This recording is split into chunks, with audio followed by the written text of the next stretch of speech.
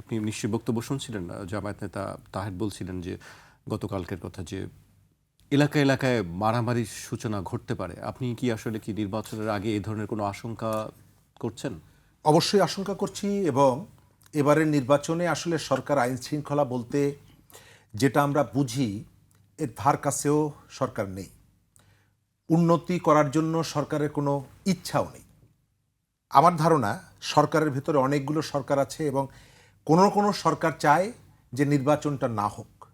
আপনি যদি আমাকে প্রথমে জিজ্ঞেস করতেন যে আপনি কি আশাবাদী, আমি বলতাম যে আমি নির্বাচন চাই, তবে এখন পর্যন্ত আপনাকে এই প্রশ্ন অনেকবার করা হয়েছে শরীফ ভাই। আমার এখন পর্যন্ত ধারণা আজকে তো করেননি, সরকারের অনেকবার ভেতর করেছেন। থেকে সরকারের ভেতরে কেউ চাইছে, তা না হলে ওই প্রশ্নটা কেন আসবে যে এতদিন যে ইস্যুটা নিয়ে আলোচনা হয়েছে যে সরকার অবৈধ অস্ত্র উদ্ধার করতে পারলো না, গতকালকে সে কেন বলবেন আমাদের আইন উপদেশ আমাদের স্বরাষ্ট্র উপদেষ্টা যে ব্যবহৃত হবে এটিকে না। ব্যবহৃত হবে না? তার অর্থ হচ্ছে এই যে অবৈধ অস্ত্রের প্রতি তাদের কি একটা নিয়ন্ত্রণ আছে? এই তথ্যগুলো তাদের কাছে আছে? এগুলো কোথায় আছে এটা কি তারা জানে?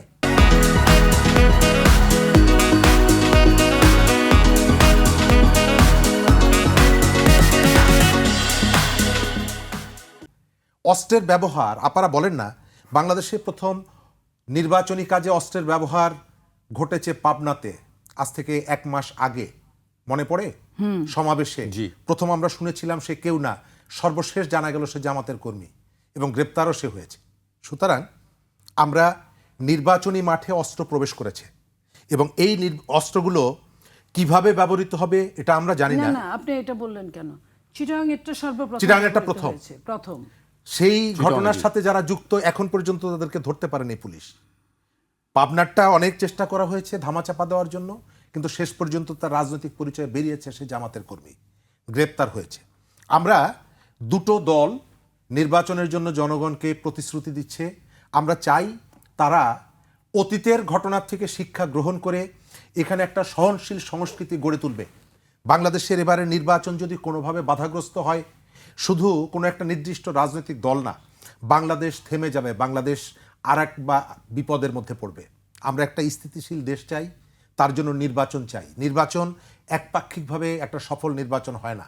সরকারের ভূমিকা আছে, ইলেকশন কমিশনের ভূমিকা আছে, জনগণের ভূমিকা আছে, রাজনৈতিক দলগুলোর ভূমিকা আছে।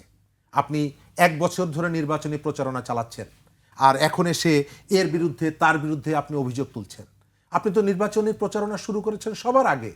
যখন আমরা নির্বাচনের কথা বললে আপনারা চিৎকার করে উঠতেন যে এরা সংস্কার বাধা দিতে চায়। তো সেই সংস্কারের দিকে আপনি তো যাননি। সংস্কার কমিশন যে সমস্ত প্রস্তাব দিয়েছে সেই প্রস্তাবের মধ্যে আপনি যাননি। আপনি গণভোটের কথা বলছেন, কিন্তু ঐক্যমত্য কমিশনের যে সমস্ত জায়গাগুলোতে আপনার তো অনেকগুলো জায়গায় নোট অফ ডিসেন্ট আছে, আপনি তো সব কিছুকে কায়মনে স্বীকার করেননি। সুতরাং আমরা সরকারের কাছে বলবো, ডক্টর মোহাম্মদ ইউনূস তিনি আসলে, আমার ধারণা এটি আমি গতকালকে একটা টেলিভিশনে বলেছি, শেষ খেলাটা সম্ভবত তার হাতে, তিনি সম্ভবত শেষ খেলাটা খেলবেন। আমরা ফেয়ার একটা ইলেকশন চাই, যে ইলেকশনের মধ্যে জনগণের অভিমতের প্রতিফলন হবে। কিন্তু সরকারের জায়গা থেকে যদি আগেই তিনি আবার যদি বলেন যে কে কোন মন্ত্রণালয় পাবে, কোন মন্ত্রণালয়ের দায়িত্ব পাবে, কিভাবে সেখানে তিনি দায়িত্ব পালন করবেন, এই কথাগুলো তার বলার দায়িত্বে তিনি নন। নির্বাচনের সময় প্রত্যেকেরই কতগুলো রেসপন্সিবল ভূমিকা থাকতে হয়। ইলেকশন কমিশনের প্রধান, যিনি প্রধান দায়িত্বে আছেন, তাকেও কথা বলার ক্ষেত্রে কতগুলো হিসাব করে কথা বলতে হয়। আমরা যার যতটুকু দায়িত্ব, সেটি আপনি জাহাঙ্গীর আলম চৌধুরী বলেন, ডক্টর ইউনূস বলেন, বিএনপির জনাব তারেক রহমান বলেন, বা ডাক্তার শফিকুর রহমানের কথা বলেন, প্রত্যেকেরই কতগুলো দায়িত্ব আছে। সবাই যদি যার যার দায়িত্বটা পালন করে, তাহলে একটা ভালো ইলেকশন করা সম্ভব। জি।